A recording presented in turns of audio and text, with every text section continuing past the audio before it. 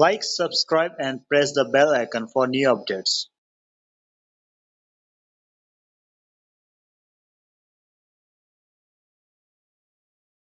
نحمده ونصلي ونسلم على رسوله الكريم اما بعد فاعوذ باللہ من الشیطان الرجیم بسم اللہ الرحمن الرحیم وَإِذْ قَالَ مُوسَىٰ لِقَوْمِهِ يَا قَوْمِ اذْكُرُوا نِعْمَةَ اللَّهِ عَلَيْكُمْ إِذْ جَعَلَ فِيكُمْ أَنْبِيَاءَ وَجَعَلَكُمْ مُلُوكًا وَآتَاكُمْ مَا لَمْ يُؤْتِ أَحَدًا مِّنَ الْعَالَمِينَ یا قوم ادخلوا الارض المقدسۃ التي كتب الله لكم ولا ترتدوا على ادباركم فتنقلبوا خاسرين قالوا يا موسى ان فيها قوما جبارين وإنا لن ندخلها حتى يخرجوا منها فإن يخرجوا منها فإنا داخلون صدق اللہ العظیم۔ اللہم صلی علی سیدنا و مولانا محمد وعلی آل سیدنا و مولانا محمد وبارک وسلم ثم صلی علیہ۔ ما قبل کی آیات میں اور درس کے اندر مسلسل آپ سنتے چلے آ رہے ہیں کہ ذکر چل رہا ہے بنی اسرائیل کی آج شکنیوں کا۔ انہوں نے خدا سے وعدہ کیا، پھر اس وعدے سے پھر گئے، اللہ نے اس وعدے سے پھرنے کی انہیں سزا دی۔ اب آتے ہیں انہی وعدوں میں سے وعدہ پھرنے پر اللہ نے جو ان کو سزائیں دی تھیں، ان سزاؤں میں سے ایک اور سزا کا ذکر ہو رہا ہے کہ اللہ نے ان پر انعام کیا، اللہ نے ان پر احسان کیا اور انہوں نے اس احسان کا انعام کی ناشکری کی۔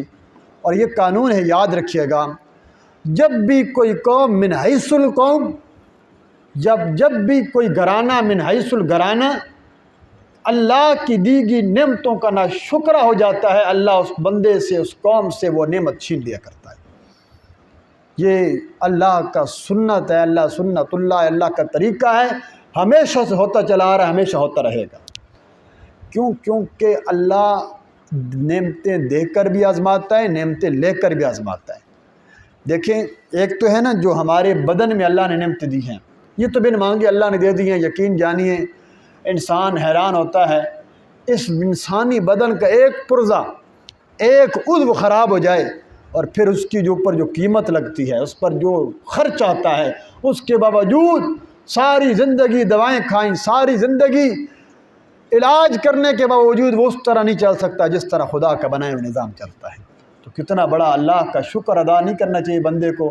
صبح و شام سانس لے رہے ہیں، نعمتیں کھا رہے ہیں، اللہ کی طرف سے اس کی شکر گزار بندے بنا کرو۔ لئن شکرتم لازیدنکم، اللہ کہتے ہیں جتنا تم شکر کرو گے میں تمہاری نعمتوں میں اتنا اضافہ کرتا چلاؤں۔ تو یہ ہمارے لیے کتنا بڑا مقام ہے کہ ہم آج یہ جو غربت ہے، افلاس ہے، بھوک ہے، اس میں بھی ایک بہت بڑی وجہ یہ ہے کہ ہم نے اللہ کی نعمتوں کی ناشکری کرنا شروع کر، رزق کی بے حرمتی کرتے ہیں۔ جس گھر میں رزق کی بے حرمتی ہو، اللہ وہاں رزق کے دروازے بند کر دیتے ہیں، کیونکہ ناشکری بڑی گندی نعمت ہے۔ اللہ ناشکر بندوں کو کبھی پسند نہیں کرتا۔ تو یہ جو ہمارے ہاں روٹی ہے، باقی کچھ کہتے ہیں نا، یہ بزرگوں کی باتیں نہیں ہیں، یہ حدیث سے بھی ثابت ہے کہ اللہ کی دی گئی نعمتوں کی کیا کرنے کی قدر، روٹی پر پاؤں رکھ دینا، پھینک دینا، بچی اضافی روٹی اس کا حساب نہ رکھنا۔ یہ شادیوں پہ جو لوگ ہم جاتے ہیں رزق کی بے حرمتی کرتے ہیں، یہ بالکل گناہ ہے، بڑا سخت وبال ہے۔ تو لہٰذا آپ ہوٹل پہ جائیں، کہیں پر جائیں، آپ اپنا کھانا کہیں تو آپ پر اپنا پارسل کروا لیں، کسی غریب کو دے دو جو بچ جائے۔ تو ایسا اس طرح نعمت کی قدر، اسی طرح جو دنیاوی باقی بہت بڑی بڑی نعمتیں ہیں۔ آئیے حضرت موسیٰ کلیم اللہ کی زبان سے اللہ رب العزت ان کو واقعہ ذکر کر رہے ہیں، کیسے حضرت موسیٰ نے ان بنی اسرائیل کو اللہ کے انعامات یاد کروائے، اور ان انعامات واقعتاً ان پر وہ انعامات تھے لیکن انہوں نے انعامات کی قدر نہیں کی۔ پہلی آیت کا ترجمہ دیکھیے جا، اس آیت کریمہ میں اللہ کے پیغمبر ان کو 3 قسم کے انعامات کا تذکرہ کروائیں گے۔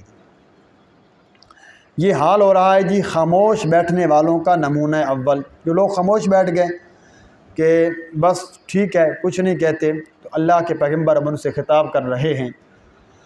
فرمایا وَإِذْ قَالَ مُوسَىٰ لِقَوْمِهِ، اور جب کہا موسیٰ پیغمبر نے لقومہ اپنی قوم سے، عرض کیا اللہ کے پیغمبر نے اپنی قوم سے، یا قومی اے میری قوم، اذکروا نعمت اللہ علیکم، اذکروا یاد کرو تم نعمت اللہ، اللہ کی نعمتوں کو، اللہ کے احسانات کو، علیکم جو اس نے تمہاری ذات پر کیے ہیں، اللہ کی نعمتوں کو یاد کرو۔ کون کون سے انعامات؟ اذ جعل فیکم انبیاء، جب کہ بنائے اس نے تمہارے اندر سے بہت سے لوگوں کو انبیاء، بنایا اس نے تم میں سے بہت سے لوگوں کو نبی۔ سب سے بڑی نعمت یہ دی، نعمت روحانی، نعمت معنوی، کہ تم انبیاء زادے ہو، تم نبیوں کی نسل میں سے ہو۔ وَجَعَلَكُم مُلُوكًا، دوسری نعمت حصی، تم شہزادے ہو۔ وَجَعَلَكُم مُلُوكًا، اور بنایا اللہ نے تم کو ملوکاً، بادشاہ، بادشاہ کی اولاد بنا دیا۔ دو نعمتیں، وَآتَاكُم مَّا لَمْ يُؤْتِ أَحَدًا مِّنَ الْعَالَمِينَ، اور عطا کی اس نے تم کو، ما ایسی چیزیں، ایسی نعمتیں، لم یؤتی احدم نہیں دیں اس نے کسی ایک انسان کو، کسی ایک قوم کو، من العالمین پورے جہان میں سے، جہان کے اندر ایسی نعمتیں ہم نے کسی قوم پر من حیث القوم نہیں اتاری جو نعمتیں ہم نے بنی اسرائیل کے اوپر کی تھیں۔ تین نعمتوں کا اللہ کے کلیم نے ذکر کیا جی۔ واقعہ یوں ہے جی کہ بنی اسرائیل فرعون کے چنگل سے بچی، اللہ نے ان کو نجات عطا کی۔ نجات عطا کرنے کے بعد یہ لوگ جب اسی علاقے کے بادشاہ بن گئے، اسی علاقے پر اللہ رب العزت نے ان کو حکومت بھی عطا کی، اور اللہ کے پیغمبر ان کو نعمتوں کی یاد بھی دلا رہے ہیں۔ تو حضرت موسیٰ کلیم اللہ نے انہیں کہا کہ اللہ نے نا تمہارے لیے جہاد فرض کیا ہے، ارض مقدس کے اندر ایک قوم موجود ہے، اس قوم کے ساتھ تم نے کرنا ہے جی جہاد۔ اس جہاد کے نتیجے میں اللہ تمہیں دیں گے وہ وطن، اس کو تم بناؤ گے وطن، اور اللہ کی نعمتوں کا تذکرہ کرنا۔ انہوں نے کہا کہ ہم تو یہ جہاد نہیں کریں گے، ہماری طرف سے ایسا کوئی فعل ہم طرف سے آپ نہیں پائیں گے، ہم ایسا کام نہیں کر سکتے۔ اللہ کے پیغمبر نے بد دعا کر دی، رب کریم اب معاملہ میری ذات سے نکل چکا ہے، تو ہی ان کے درمیان فیصلہ کر۔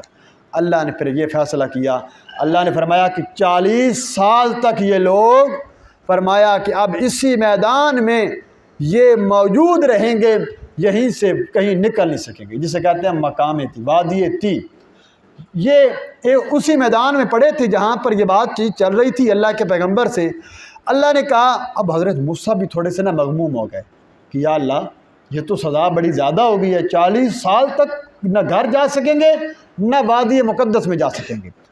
اب یوں بھی نہیں تھا کہ اللہ نے 4 دیواری ڈال دی، بھی اس سے یاجوج ماجوج کی طرح تم دیوار کو پھلانگ نہیں سکو گے۔ سرعام صحرا ہے، سرعام بالکل واضح راستہ، جہاں طرف جانا چاہیں جا سکتے ہیں۔ کہتے ہیں نا جب تک خدا نہ چاہے تو کچھ بھی نہیں ہوتا۔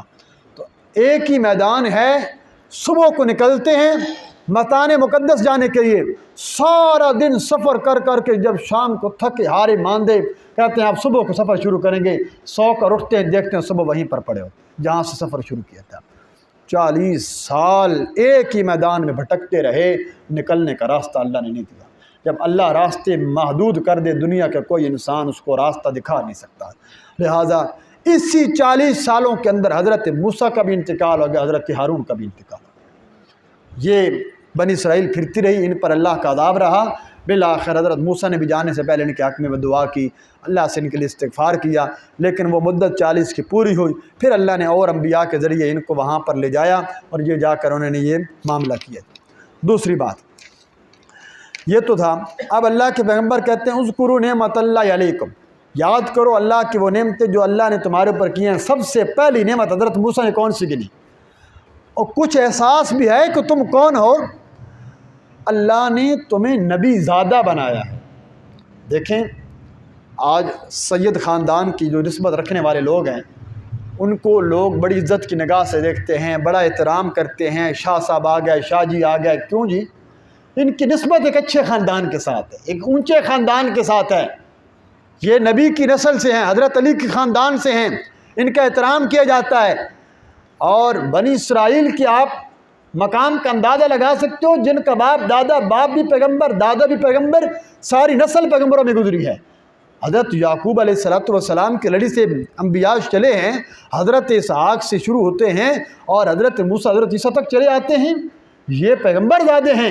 حضرت موسیٰ کہتے ہیں کچھ احساس بھی کرو، تم اللہ کے کتنے قریب لوگوں میں سے ہو، اللہ نے تمہاری اندر سے نبی بنائے ہیں۔ تو یہ روحانی نعمت ہے کہ اللہ کسی کے خاندان میں اگر دین والی نعمت رکھ دے تو یہ سب سے بڑی نعمت ہوا کرتی ہے۔ دیکھیں، انسان جتنا مرضی مالدار ہو، جتنا مرضی ارب پتی ہو، کھرب پتی ہو، دنیا کی ساری نعمتیں ہوں، اگر ایمان نہیں ہے، اگر ہدایت نہیں ہے تو ساری نعمتیں کسی کام کی نہیں تھیں۔ اور اگر انسان کے پاس باقی نعمتیں نہیں ہیں، یقین جانیے اگر آپ کے پاس ایمان کی نعمت ہے تو آپ دنیا کے سب سے امیر ترین انسان ہیں کہ آپ کے پاس اللہ نے عقیدہ، توحید اور ایمان کی نعمت عطا کی ہے۔ الحمدللہ، یہ اللہ کا فضل ہے۔ تو ایمان اس لیے فرمایا کہ آپس میں دین کو ترجیح دیا کرو، دینداری کو مقدم کیا کرو۔ پہلی نعمت حضرت موسیٰ نے یہ گنی۔ تو خالی انبیاء میں بہت سارے انبیاء، حضرت میں نے بتایا تھا 1000 کے قریب انبیاء حضرت موسیٰ سے حضرت عیسیٰ کے درمیان آئے، اور وہ بھی بہت سارے ہزاروں، 4000 سے بھی زیادہ انبیاء جو ہیں وہ ان کے اندر گزرے۔ اسی طرح دوسری نعمت فرمایا کہ تمہیں اللہ نے بادشاہ بنائے۔ آپ اندازہ لگائیں، ایک ایسی قوم جنہیں فرعون اور اس کی قبطی قوم مار مار کے کام لیا کرتی تھی، ان کی عورتوں کو غلام بنایا جاتا تھا، اللہ کے کلیم نے ان کو نجات عطا کی اللہ کے حکم سے، اور آج یہ وہ فرعون غرق ہو گیا، اس کی قوم غرق ہو گئی، اور آج فرعون کی جگہ یہ محلات کے مالک بن گئے۔ اچھا، نبی بھی ساری قوم نہیں تھی، لیکن نسبت نبی کی بادشاہ ساری قوم نہیں تھی، بادشاہ تو ایک آدھ ہوتا ہے، تو اللہ نے کہتے تم سارے کے سارے بادشاہ ہو۔ حضرت موسیٰ نے کہا اصل وجہ یہ ہے کہ 2 وجہ ہیں۔ پہلی وجہ یہ ہے کہ عام طور پر جس ملک کے باشندے کے پاس حکومت، اس کو پوری قوم کو کہا جاتا ہے یہ حکومت ان کی ہے۔ مثلا بنو امیہ کی حکومت ہے جی، اب بنو امیہ کی حکومت میں رہنے والے سارے بنو امیہ تو نہیں تھے، بنو عباس کے دور گزرا ہے، سارے حکومت بنو عباس کے پاس تھی۔ خلافت عثمانیہ گزری ہے، عثمانی خاندان کے پاس خلافت تھی، ساری خلافت کا نام خلافت عثمانیہ۔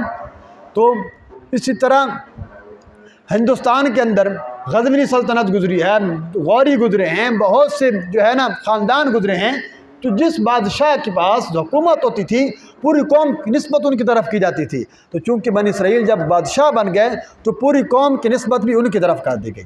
اور دوسری وجہ یہ ہے کہ اسلامی نظام جو ہوتا ہے یہ کسی ایک کا نہیں ہوا کرتا، یہ بہت بڑی بات ہے۔ یہاں سے تمہیں بادشاہ بنایا، اسلامی خلیفہ گویا کہ پوری امت کے ساری امت حکمران ہے۔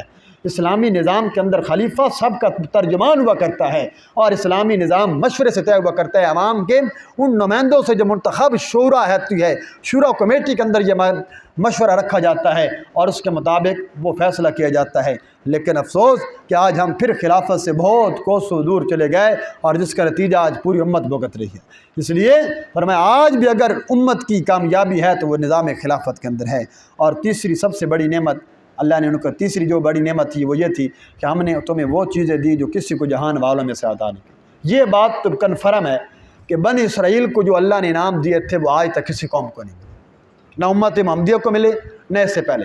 مثلا ان کے لیے دریاؤں کے راستے بنا دیے گئے، ان کے لیے من و سلوہ اتارا گیا، ان کے لیے اللہ کے پیغمبر جو ہے نا وہ ایک چشمے سے ایک پتھر سے 12 چشمے نکالے جاتے ہیں، ان کو خدا سے ہم کلام کرایا جاتا ہے، وہ پہاڑوں پہ لے جائے جاتے ہیں، ان کے سردار مرنے کے بعد دوبارہ زندہ کیے جاتے ہیں۔ تو یہ ساری نعمت جو ان کو کچھ ملی خاص، یہ بنی اسرائیل کا کچھ اعجاز ہے۔ لیکن اس کے باوجود بنی اسرائیل امت محمدیہ پر فضیلت نہیں رکھتی، کیونکہ امت محمدیہ کے لیے قرآن کی آیت ہے کنتم خیر امت، تم سب سے بہترین امت ہو۔ تو سب سے بہترین امت یہ ہماری امت ہے، امام الانبیاء حضرت محمد مصطفیٰ صلی اللہ علیہ وسلم کی۔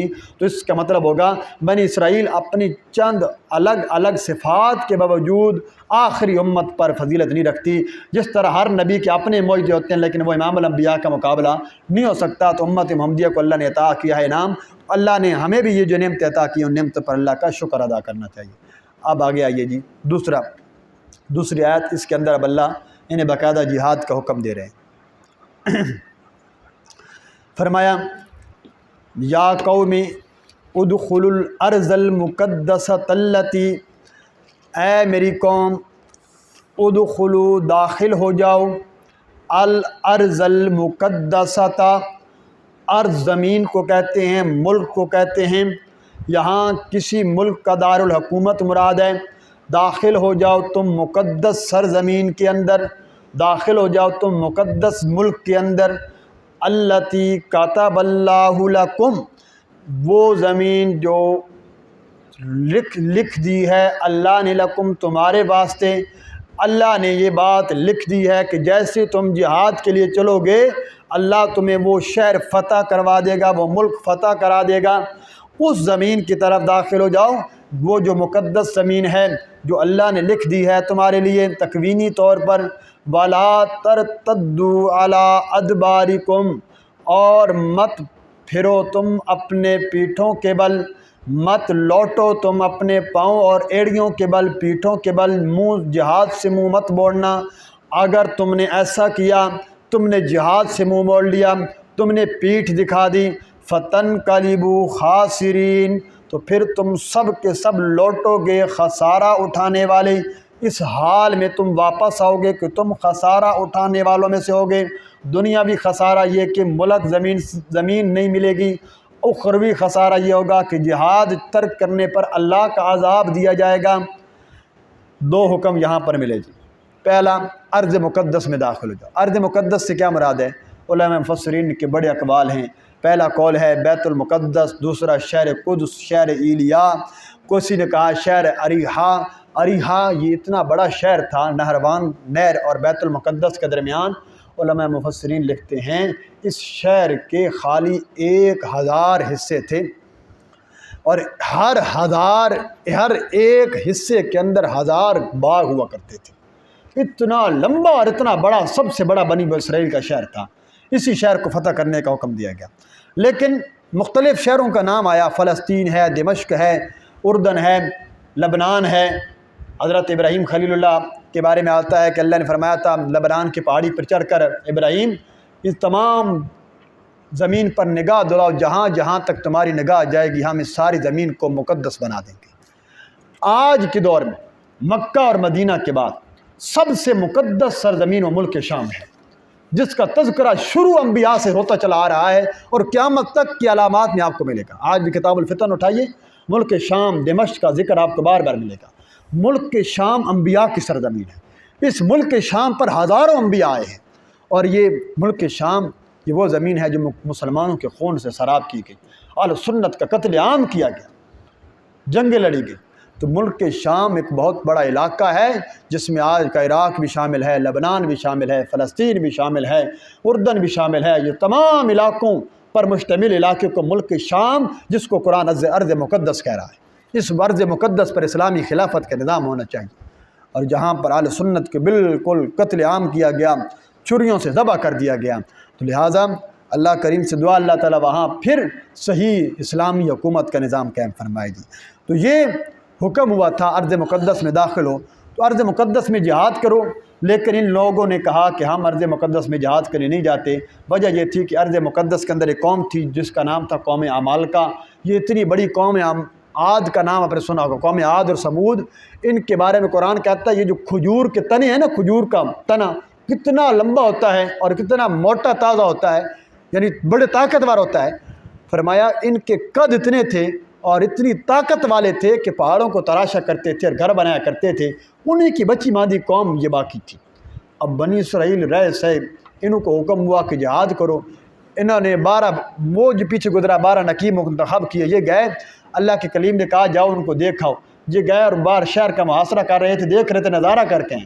انہوں کا ایک بندہ باہر نکلا اور اس نے ان سارے 12 کو لپیٹ کر اندر لے گیا، ان پر ساروں پر قابو آ گیا، اور 12 کو پکڑ کر بادشاہ کے سامنے پیش کیا کہ یہ ہمارے نا علاقے میں یہ جہاد کرنے آئے۔